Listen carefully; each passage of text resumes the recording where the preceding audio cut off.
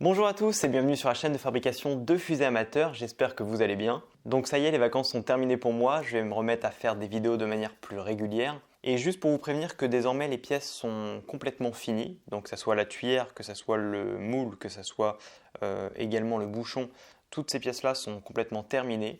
Ceux qui me suivent sur Instagram ont pu le voir puisque j'ai posté une vidéo j'ai posté une photo il n'y a pas très longtemps. Et du coup, on devrait attaquer les premiers essais moteurs, donc je pense pendant les vacances de Noël.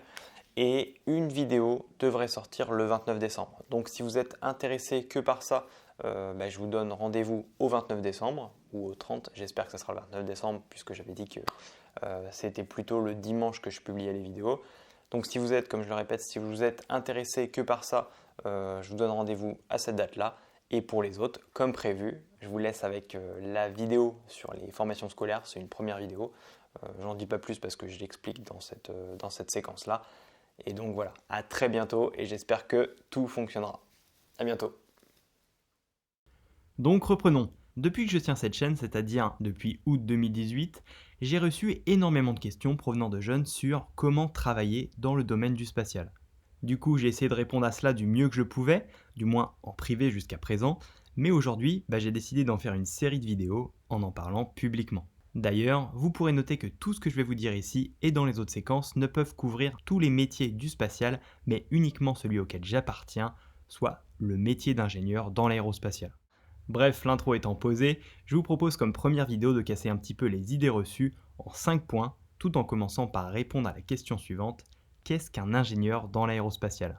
Eh bien pour moi, un ingénieur dans l'aérospatial, c'est uniquement une personne ayant obtenu le titre d'ingénieur dans une école dédiée et qui travaille de près ou de loin pour le secteur de l'aérospatial. Alors comme ça, vous allez me dire, c'est évident, et vous vous demandez peut-être pourquoi je vous le rappelle, mais c'est pour mieux insister sur plusieurs idées que je vais développer juste après et que j'aimerais que vous gardiez en tête. Donc pour résumer, et surtout pour le dire autrement, il n'y a pas un métier qui se cache derrière le titre d'ingénieur dans l'aérospatial, mais bien plusieurs, ce qui implique que vous ne trouverez pas une, mais des formations, et donc bien plusieurs écoles également pour accéder au domaine de vos rêves.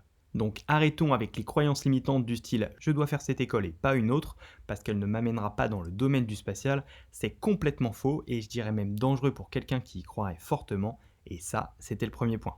Maintenant, le second, et qu'on prend souvent bien moins en compte, c'est l'importance des stages. En effet, vous pourrez avoir fait une très bonne école si aucune expérience ne vous rattache de près ou de loin au domaine du spatial, ou du moins à l'activité de l'entreprise pour laquelle vous avez envie de travailler, il vous sera très difficile d'y rentrer. Donc prenez votre temps, multipliez les rencontres, créez les occasions et allez discuter avec les acteurs du spatial qui vous font rêver. Troisième point, et non le moindre, vous n'avez pas besoin d'être un excellent élève pour rentrer en école d'ingénieur et devenir ingénieur. Évidemment, il vous faudra bien souvent être passé par un bac général ou technique, mais même un dossier très moyen pourra faire l'affaire sur le long terme. Seule la passion et la motivation comptent. Quatrième point, et ça rejoint un petit peu tout ce que je vous ai dit jusqu'à présent, forgez-vous une idée de ce que vous visez sur le long terme, c'est-à-dire le métier. On n'a rien sans objectif et comme on l'a vu, il existe plein de métiers d'ingénieurs différents et donc plein de chemins très variés pour y accéder.